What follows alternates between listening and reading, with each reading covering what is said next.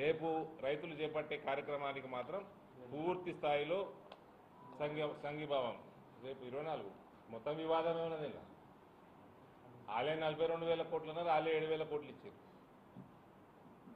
పనికిమాల కండిషన్లన్నీ పెట్టిండ్రు.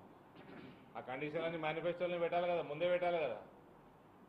వాటిలో వేసి 30% రైతులకు అందుతుంది, 70% అందుతలేదు రాష్ట్రంలో. మన జిల్లాలో అయితే 30%కే అందింది. మన జిల్లాలో బలమైన రైతాంగం, బ్రహ్మాండమైన పంటలు, ఫర్టైల్ ల్యాండ్స్. మన జిల్లా తర్వాతనే ఎక్కడైనా అగ్రికల్చర్. ఇక్కడ రైతులతో పెట్టుకుంటే భజంత్రి చేస్తాం. ఏమేమి ఛానళ్ళన్నీ బీఆర్ఎస్ బీజేపీ విలీనం, బీఆర్ఎస్ బీజేపీ విలీనం అని చూపిస్తుంది. ఎవరన్నా చెప్పిర్రా?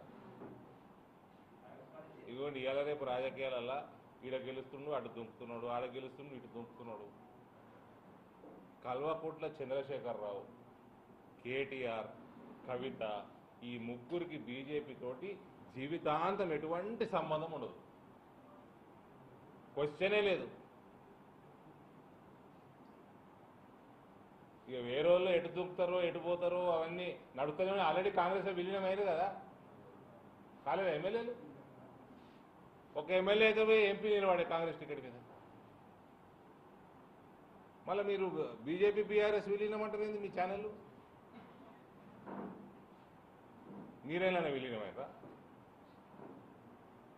అక్కడ ఎమ్మెల్యే పోయినరు, కాంగ్రెస్లో జాయిన్ అయ్యారు.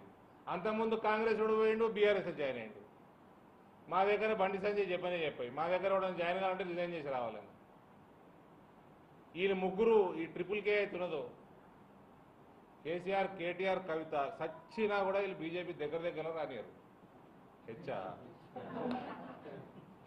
వీళ్ళు ముగ్గురు మాత్రం సచ్చినా బీజేపీకి దగ్గర రానియం. ఇక వేరే ఎటు పోతే పార్టీ అక్కడ రెస్పాన్సిబిలిటీ ఇచ్చింది. 9 అసెంబ్లీలో ఇన్ఛార్జ్, నాందేడ్ జిల్లా మొత్తం. మనం వీలైనంత మనం చేసి పార్టీ బలోపేతానికి చేసి అక్కడ మంచి రిజల్ట్స్ వచ్చేటట్టు పనిచేసాడు. అందరం కార్యకర్తలమే బీజేపీలో. ఎలక్షన్లో గెలిపించేటోడు స్టేట్ ప్రెసిడెంట్ కావాలి, సింపుల్. ఎవడైతే ఎలక్షన్లు గెలిపించగలుగుతారో వాళ్ళనే స్టేట్ ప్రెసిడెంట్ చేయాలి. ఇది వేరే అవసరమే లేదు, అదొకటే.